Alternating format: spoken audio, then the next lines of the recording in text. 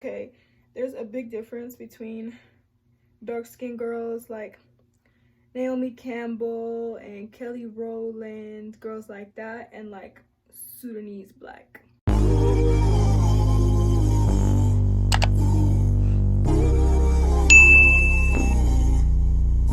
Hey guys, welcome back to my channel, Itua For Real. I'm Itua, and today I'm gonna be curling my wig and talking to you guys. Before I get started with what I wanted to talk about, I want to let you guys know that this wig I already did a review on, so if you're looking at it like, oh, it's kind of cute, I want to cop it, click the card right here and then it'll lead you to the details of this hair. I wore it straight for a while, so I just wanted to curl it and get a different look, and while I'm curling it, I'm about to talk to you guys. Okay, so I wanted to talk about confidence and kind of my journey to self-confidence. A lot of the times whenever people describe me, or like whenever I'm described from the outside, the word confidence is always like a word in the mix, and I was always caught by surprise by that because I never really felt like I was really a confident person. And this is because growing up, I'm gonna take it back to being a little dark-skinned girl. Yes, I'm gonna go there because I feel like my complexion has a lot to do with my self-confidence and lack thereof. But growing up in like middle school and high school, being like a dark-skinned girl, not just like dark skin, but a dark-skinned Sudanese girl, okay? There's a big difference between dark-skinned girls like Naomi Campbell and Kelly Rowland, girls like that, and like Sudanese black. There's black and then there's Sudanese black, okay? And I feel like there's different struggles with those. Mainly because we're kind of looked at like unicorns, especially if you're around people who've never seen someone like as dark as us before. It's like they're starstruck. Like when I went to LA, and this is even recent, not even just in my past, but recently I went to LA like last year, and we were walking around the Hollywood Boulevards, me and my two other Sudanese friends, and literally we'd get stopped all the time, and people would be like, you know, queen, they'd call us queen, or they'd ask us like, where are you from? Like, it's just, we're literally unicorns. And so growing up, whenever dark skin wasn't really that cool, I just hated attention, and my skin brought a lot of attention to me. So, and I was also very tall. I was always the tallest like girl in my class. So I was tall, I was also chubby, tall, chubby, and very, very dark. So I stuck out like a sore thumb, or at least I thought. I was just very noticeable, and I hated that because I didn't want to give anybody an opportunity to notice me and say something negative about me, because I was just very insecure about myself. Like, I just didn't want to be recognized. I didn't really even have the desire to really embrace my skin either. Like, I just lacked confidence altogether because I felt like there was no point. Like, the guys that were in my grade or like all around me, they liked, you know, light skin, kind of like petite, small girls, skinny. So it was like, there's no chance for me anyway, so why would I be like embracing these insecurities? Like, there's no point. I want to backtrack a little bit and just say that my struggles are like Sudanese girl struggles. I'm not saying it's more or less than anybody else, you know, any other dark-skinned girl, but I'm just saying like it's a different struggle entirely because it's just so rare. Our skin complexion is so rare.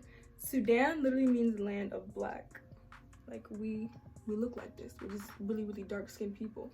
It wasn't until recently, I want to say like 2017, where I started to really embrace like my complexion and my height, and I just started to feel really cute, okay? And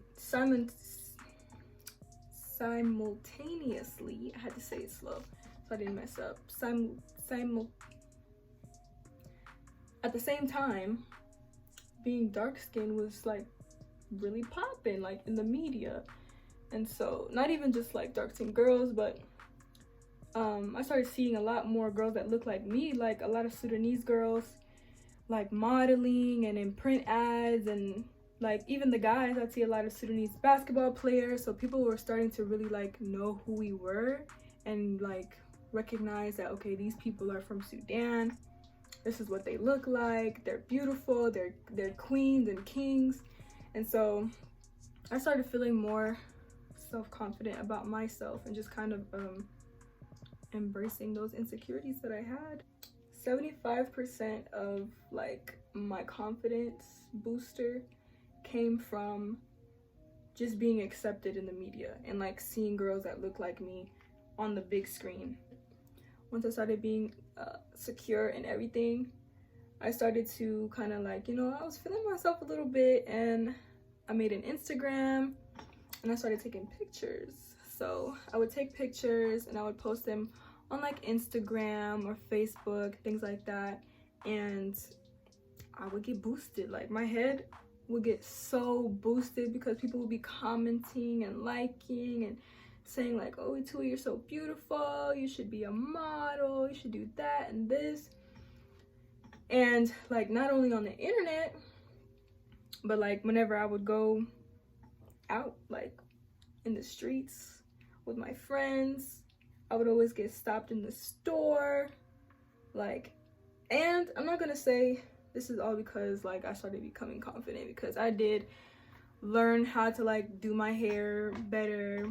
I learned how to like wear my makeup better. I just started dressing better. I just started feeling like all around encouraged to look and feel my best. So everywhere I would go, and this is like makeup or no makeup, like don't think that because I put makeup on is why I'm cute, because literally I would get stopped, makeup or no makeup, and people would stop me and say like, yo, like you're beautiful, you're pretty, like you should model. So imagine going from like feeling not pretty at all, like feeling like an ugly duckling, not cute at all, and then all of a sudden you start getting all this attention, like people starting to think you're cute, and like boys starting to be in your DMs. I never had boys in my DMs. Like boys did not like me growing up, so I was very confused by that part. But just imagine like all of that after some time, you're gonna feel like your head is just boosted, like you're gonna think that you're hot, you know, fill in the blank. So I started really feeling myself more and more and more, and I started taking more pictures, and then I started taking more opportunities to do like shoots and like modeling things. I started feeling more confident to like go out for things like that and castings. So yeah, it just all really started from like really embracing the features that I had. And I also feel like it's very important to tell like little dark-skinned girls, or you know, Sudanese girls, that you're pretty, you're beautiful, okay, you're hot, you're fine, and to just constantly remind them that they are pretty girls, because society will constantly tell us, like, even though we have a little bit of progression with you know, being dark-skinned in the media, I think it's still important to constantly remind girls that, like, you know, you're popping, you look good, and don't let anybody tell you otherwise. And I want to make sure that I tell my kids that too, because like that's what really helped me feel boosted, like feel more confident about myself, and really trying to carry that wherever I go. And so people would see that on the outside. So that brings me to say, like, people really started seeing my energy from the outside, and that's why people would always describe me as like, oh yeah, you is confident, you is confident.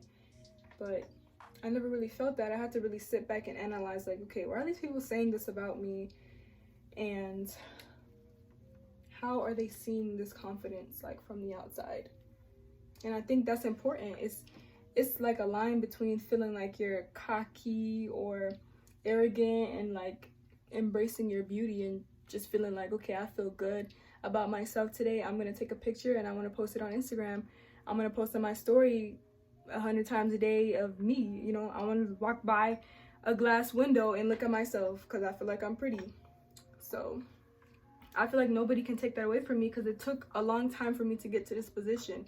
So if anybody's thinking like, oh yeah, you two is like arrogant or anything like that, feel how you want to feel, because it took me a long time to feel this way. So I'm gonna continue to, I don't know, hype myself up. And like I said, my kids are gonna feel this energy too. They're gonna know every single day that they are beautiful, whether society tells them or not. At least they have a person that will, you know, tell them every day, that could maybe like affect how they grow up and how they feel about themselves. I'm gonna continue to finish curling this off camera. I still have a little bit of this back section, and then I'm gonna come back and show you guys. Okay, so I'm back and the curls are done.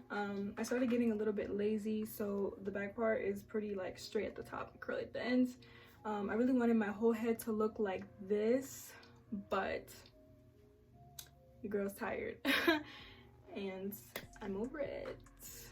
Let me know how you guys felt about this video in the comment section below. Let's talk about your journey to self-confidence and how you're dealing with your confidence today. I hope this video really helped somebody out there who is maybe feeling the same way that I'm feeling, and that we can relate. Make sure that you guys follow me on my socials, on Instagram, Twitter at @eToolForReal. And comment down below also some video suggestions that you guys want to see from me. I have a lot of time on my hands, as we all know, so I want to record more content for you guys. Yeah, make sure you like, comment, subscribe. As always, take it easy. Peace.